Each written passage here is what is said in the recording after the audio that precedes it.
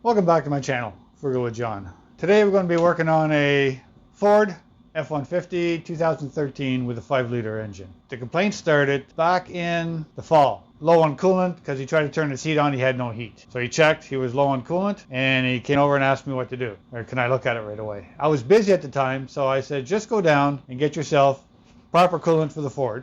I specified which coolant this took, and we'll see him in a week. Anyway, so that was the last I heard. A week ago, it comes up and he says his engine light's on now. It's okay. I said I'll check that, and I checked the engine light, and it was coolant related, not getting hot enough. I'll run it again for you. I'll show you what code it is. So I'd asked him about the coolant leak. He said he had filled it up with what he had in his garage, which was green coolant, and he put in, to stop the leak, he went and put in radiator stop leak. So now he's got kind of a couple of problems here.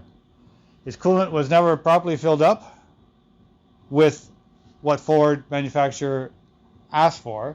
So he's got a mixture of two coolants, which is on Fords are really, really bad. He's also got radiator stop leak in there, which on a 2013 with 160,000 kilometers, which is 100,000 miles, you don't turn around and put stop leak in that. I say stop leak is for a vehicle that needs $1,000 worth of repairs and you're going to try to patch it up, or an old vehicle you just want to keep it on the road for another month, 2 or 6 months. Anyway, for a vehicle like this, you don't put radiator stop leak. You fix the problem, unless the head gasket and you can't afford it. But anyway, this wasn't that problem. It's a Ford. They're known for leaking O-rings on the radiator hoses. Before I start anything, I'm going to see what temperature it's at, electrolysis of the coolant. But to start off with, I know I have to flush the system. I'm going to flush it a couple times with distilled water. Last night it was minus 20. So if you look behind me, pickups don't fit in my garage very well. I can't really close the door, so this one here I had to tarp it over. Anyway, I still have a bit of heat in here, but minus 20, it just makes it that much harder to do it in the winter. I mean, it's not impossible. As you see, I'm going to be doing it anyway because it has to be done. Anyway, so I'm going to get into checking the electrolysis and strength. Okay, we're going to check the strength of the coolant that he has in here right now. Like I said, he has a mixture of the orange Ford coolant and I think the regular Prestone green stuff. So we'll see what he's got for strength.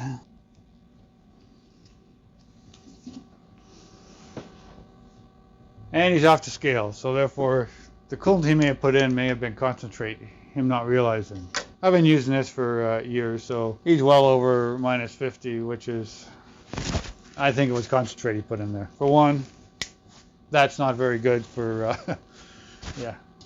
A cold day, yeah, the coolant would start gelling up a bit. Anyway, what I use for checking is this right here. I've had it for years. Trying to think how old that is. I think I got this when I was in the. I think I got it in the Air Force. I'm not sure, when I was a mechanic there.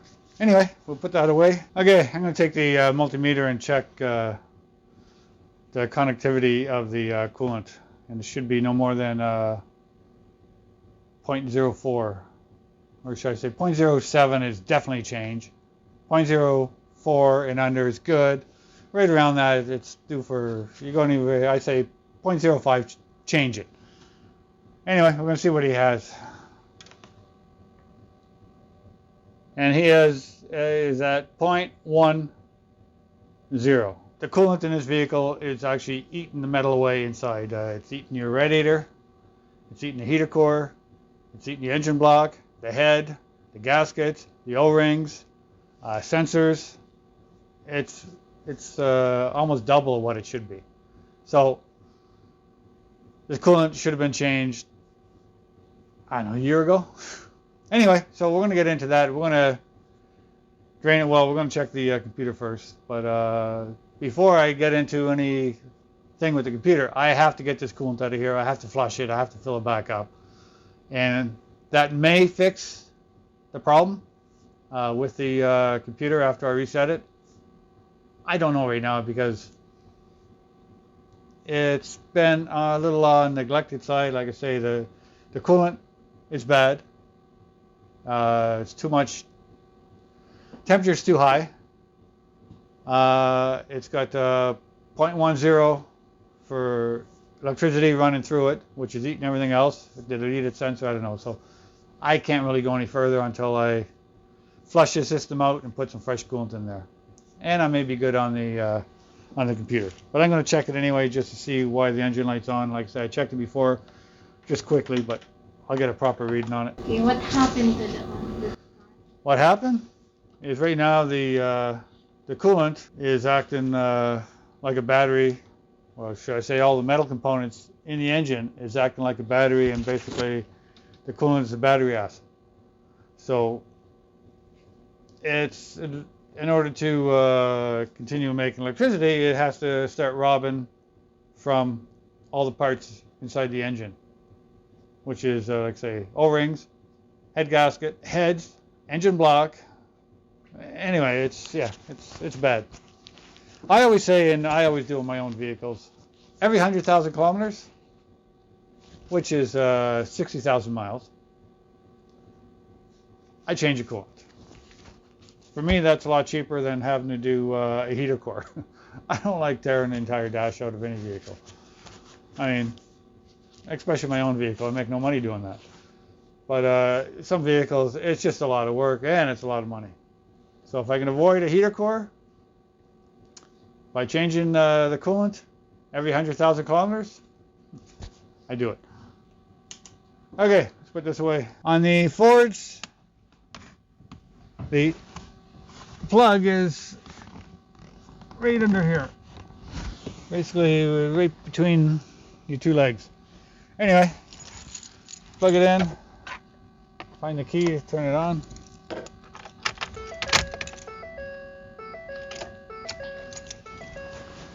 And I'm just going to check this. Okay. Anyway, I plugged in, turned the key on, I hit the button here, and it's giving me P0128 code. And there's only one in there, which is coolant thermostat, coolant temperature below, thermostat regular. Okay, yeah. So it's telling me a quick overview. It's telling me the engine's not getting up to temperature while I was driving. If I go to the freeze frame, it's probably going to tell me that he was going down the road when he was doing this. RPM was 1,800. Okay, let's see what temperature was.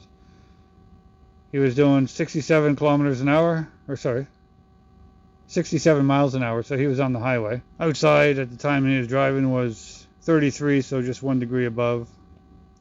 But the coolant temperature dropped below threshold.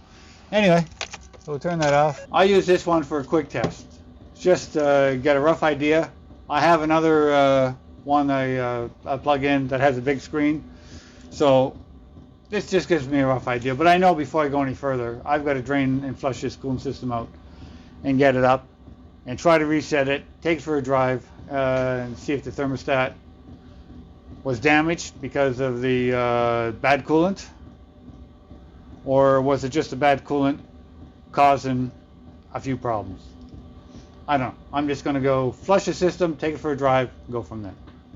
Anyway, stay with me. We'll flush the coolant together.